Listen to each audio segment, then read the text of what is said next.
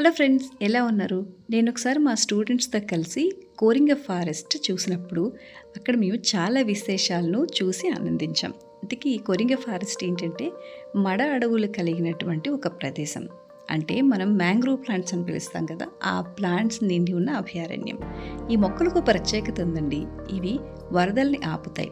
ప్రవేశించగానే పక్కనే పిల్లలు ఆడుకోవడానికి వీలుగా కొన్ని ప్లేసెస్ ఉన్నాయి. తర్వాత ఇక్కడ ఒక బోర్డు ఉంటుంది. ఈ బోర్డు పైన ఈ ఫారెస్ట్లో ఏమేమి ఉన్నాయో మనకి అంతా లిస్ట్ అవుట్ చేసి పెడతారు. ఇక్కడ కనిపిస్తున్న ఈ పిల్లి బొమ్మ దగ్గర ఉన్న ఈ గ్లాస్ వంతెనెక్కి పైకి వెళ్తే ఇక్కడ మనం కొన్ని ప్లేసెస్కి వెళ్ళొచ్చు. 2-3 దారులు కనిపిస్తాయి. ఆ దారుల్లో మనం ఎటు వెళ్ళినా మనకు అందులో ప్రత్యేకమైన మొక్కల్ని మనం చూడొచ్చు. ఇక్కడ చూస్తున్నారా, మీకు ఈ మొక్కల కింద ఇలా ముళ్ళులాగా కనిపిస్తున్నాయి కదా, వాటిని మనం రెస్పిరేటరీ రూట్స్, శ్వాసవేర్లు అని పిలుస్తారు.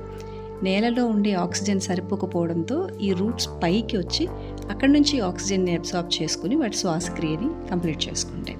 అందుకనమాట ఇక్కడ ప్రతి చోట ఇక్కడ ఏం చేయొచ్చు, ఏం చేయకూడదు అనే బోర్డ్స్ ఉంటాయి. అలాగే ఈ దారుల గుండా మనం వెళ్తే ఈ చెక్క వంతెనల పైనుంచి మనం ఈ ఫారెస్ట్ లోపలికి ఎంటర్ అవ్వచ్చు. అక్కడక్కడ కోతులు వచ్చి మనల్ని కంగారు పెడతాయి, కానీ మనం మాత్రం భయపడకుండా వెళ్ళొచ్చు. ఇక్కడ ఓన్లీ ప్లాంట్స్ మాత్రమే కాకుండా రకరకాల పక్షులు, కొన్ని రకాల ప్రత్యేకమైన జంతువులు ఇక్కడ కనిపిస్తాయి. వాటన్నింటినీ మనం చూసి ఎంజాయ్ చేయొచ్చు. ఇక్కడ ఇదిగో చూస్తున్నారు కదా, రకరకాల ప్లాంట్స్ లీవ్స్ బట్టి మనం వాటి వేరియేషన్ని గుర్తుపట్టవచ్చు. ఇప్పుడు మీరు ఇక్కడ చూస్తున్న ఈ 4 రకాల లీవ్స్ కూడా ఒక్కొక్కటి ఒక్కొక్క రకమైనటువంటి ఆకృతిలో ఉంది.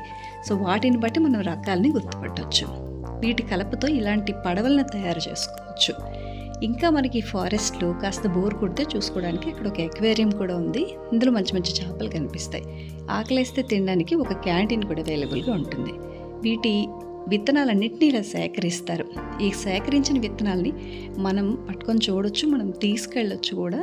వాళ్ళని అడిగి పర్మిషన్ తీసుకొని వీటిని మడ అడవుల్ని రకరకాల ప్రదేశాల్లో మనం పెంచటం ద్వారా, ముఖ్యంగా కోస్టల్ ఏరియాస్లో పెంచటం వల్ల కోస్టల్ ఏరియా కోతకు గురి కాకుండా ప్రొటెక్ట్ అవ్వడానికి ఉపయోగపడుతుంది. కాబట్టి వీటిని సేకరిస్తారు. మనం ఈ మొత్తం విత్తనం ఇలా ఓపెన్ చేసి చూస్తే దాంట్లో ఉండే 2 కోట్లెడెన్స్ చాలా డిఫరెంట్గా మధ్యలో ఈ మొలక కనిపిస్తుంది. ఇప్పుడు మళ్ళీ లాస్ట్ అట్రాక్టివ్ పాయింట్ ఏంటి అంటే ఇక్కడ బోటింగ్ పాయింట్. మనం ఈ ఫారెస్ట్ మొత్తం చూడడం కంప్లీట్ చేసుకుని లాస్ట్కి వెళ్ళిపోతే ఇక్కడ అందమైన ప్రదేశం కనిపిస్తుంది. బ్రిడ్జ్ లాంటిది, అక్కడ కూర్చొని మనం సేద తీరొచ్చు.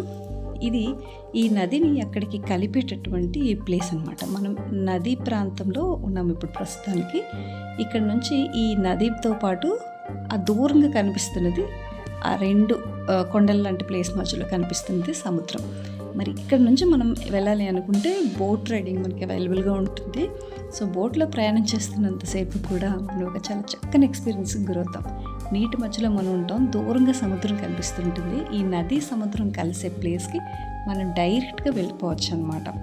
సో ఇక్కడ చూస్తే మీకు నది అంతా కూడా చాలా డిఫరెంట్ కలర్స్లో కనిపిస్తుంది. కానీ దూరంగా ఉన్న సముద్రానికి వెళ్తే కనుక ఇక మనం ఆల్మోస్ట్ మనమే సముద్రం లోపలికి ఎంటర్ అవుతాం అనే ఎక్స్పీరియన్స్ చాలా చాలా బాగుంటుంది. ఈ నది సముద్రం కలిసి ఈ ప్లేస్ ఇంకొంచెం ముందుకు వెళితే అక్కడ మనకి కాకినాడ పోర్ట్ కనిపిస్తుందట. ఎనీవే, మీరు ఎప్పుడైనా ఈ కోరింగ ఫారెస్ట్ విజిట్ చేస్తే బోట్ రైడింగ్ మాత్రం మిస్ అవ్వకండి.